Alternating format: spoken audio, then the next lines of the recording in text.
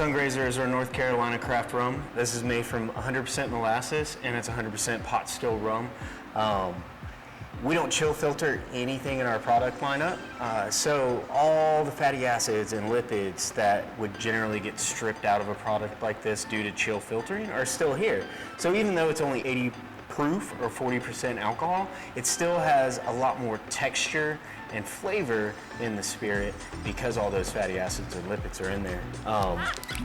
So why don't we taste this guy?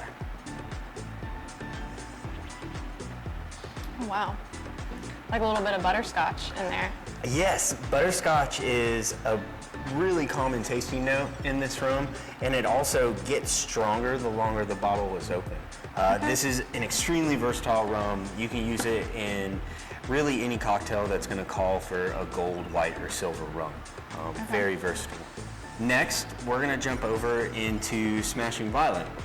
This is our blueberry whiskey. It's very, very different from a lot of the flavored products you find on the market, and that's because we don't add any sweeteners or coloring or flavoring to any of our spirits. So this one is a new make bourbon mash. We take it straight off the still, and then we press about 1,200 pounds of blueberries directly into it. We don't proof it with water. It gets proofed with fresh blueberry juice. Where are the blueberries from? We get those from Eastern North Carolina. We do everything in our power to source our ingredients from North Carolina. At this moment, the only thing we're not getting from North Carolina is our rye grain, and that's because the grain that we get from the West Coast has a very different flavor profile. But we have turned over about 1,200 pounds of our rye to a local North Carolina farmer to see if our rye will do well in the soil here. But this is going to be a 4 to 5 year experiment for us. Okay, I'm excited to try this one.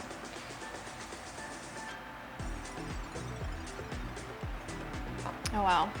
What kind of cocktail would you make with the Smashing Violet? This is a really fun one. You can go as simple or as complicated as you like. I think one of our favorites, because it's not only delicious, but it incorporates another North Carolina product, is a drink we call the Dad's Lemonade Stand. It's essentially a blueberry lemonade. So we'll take 1.5 ounces of Smashing Violet with a 1/2 ounce of fresh lemon juice, and then luckily our neighbors next door at Sunshine make this great blueberry lemonade energy drink. So we top the Smashing Violet and the lemon juice off about 3 to 4 ounces of Sunshine's blueberry lemonade. It's nice and low proof, very refreshing, crisp, and great for an afternoon out on the water in the Outer Banks or just relaxing on your porch. Yeah, that sounds awesome. All right, so Night Lab was our first product to market. This recipe has been made in this area in North Carolina for at least 125 years. We got the recipe from a man named Frank Williams Jr., who's a 3rd-generation distiller, and we know for a fact that his grandfather was making this as a young man. Whether he had all the appropriate permits or not, I can't say one way or the other. But like I said, this has been made right here in North Carolina for at least 125 years. So we're not going to quite taste that yet because I want to talk about Frank's Reserve and then have you taste those side by side. All right. Because Frank's Reserve is an aged version of Night Lab. We named it Frank's Reserve to pay homage to Frank Williams, and it was a good way to tie it back into our North Carolina distilling heritage. This is a really fun spirit because we do a small batch or a blend with it, and we blend together 3 different barrels of spirit. Each barrel is at least 3 years old, and it is filled independently of each other. They're also different styles of barrel. So the first barrel we use is a charred new American oak. For bourbon drinkers, they're very familiar with that kind of wood. We're getting all that caramel and vanilla that is very common in bourbons. Good stuff. Yes, yes, I love a good bourbon. Second barrel we use is French Chardonnay. Not super common in American-style whiskeys.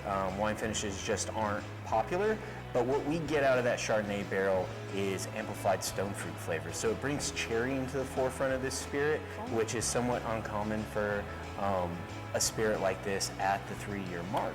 And then the final barrel we use is a Hungarian oak. We get 2 things from that. We get some black pepper on the side of the palate, and then we get some additional baking spices, so it amplifies our cinnamon and our nutmeg notes. Then, of course, all those barrels get blended together, and we end up with Frank's Reserve.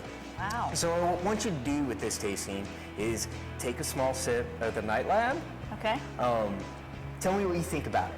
Okay. And then we're going to move over to the Frank's Reserve, because even though they're the same base distillate, Okay. they taste wildly different and have completely different applications as a spirit. All right. So let's pour this Night Lab for you. Wow. That's smooth. Try Frank's Reserve, and keep Okay. in mind that they're the exact same base distillate. Okay. Ooh, that's good. That's What- smooth. So what do you think about that? It kind of tastes like a bourbon. Yes, it does. It tastes very similar to a low rye bourbon, even though it started its life out tasting like a tequila. Wow. The way we got it there was by blending those 3 different styles of barrel together. And it also shows how important barrel selection and blending can be in producing a spirit, because if you pick the wrong barrel, you're not going to get to the flavor profile you want. Wow, it's fantastic. Michael, we're going to start off with Rye Fidelity. This is our 6-year-old straight rye.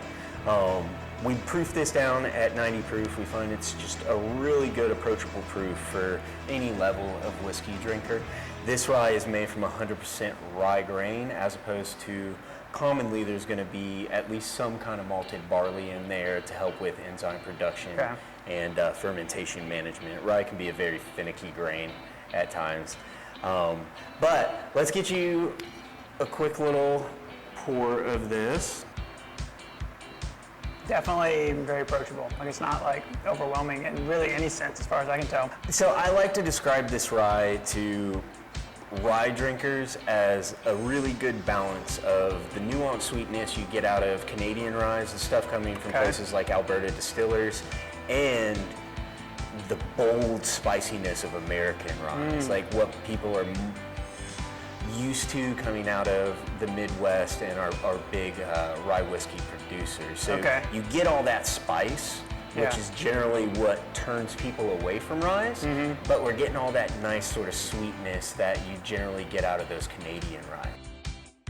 Let's jump over into the bourbon. All right. This is actually the first year we've released bourbon. For us, anything we're going to put in this taller bottle is going to have to be at least 4 years old. And from the get-go, we knew that we weren't going to put any whiskey out unless it was at least 4 years old. It's about the 2-year mark that whiskeys and spirits start breaking down wood sugars in a barrel, and that's where we get all the caramel and vanilla that we expect to be in bourbon. That's the wood sugars inside that charred new oak. But this is fun. It's very unique. Because it's a very, very low rye mash bill. Corn has to be at least 51%, bourbon has to be at least 51% corn.